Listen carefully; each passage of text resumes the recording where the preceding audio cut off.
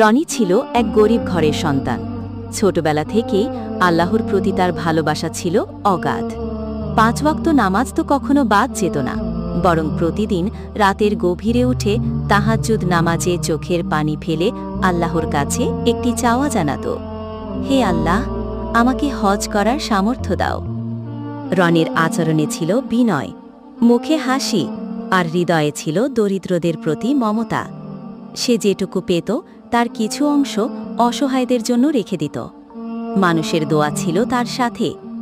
একদিন গ্রামের এক ধনী ব্যক্তি তার ঈমানদারি ও সততার খবর শুনে তাকে ডেকে বললেন, রনি, আমি আল্লাহর রাস্তায় কাউকে হজে পাঠাতে চাই। আমি খুঁজছিলাম সেই যোগ্য মানুষটিকে। আজ বুঝলাম আল্লাহ তোমাকেই বেছে নিয়েছেন। আমার প্রাণের বন্ধুরা, এরকম আরও ভিডিও পেতে চ্যানেলটি সাবস্ক্রাইব করুন। ধন্যবাদ সবাইকে।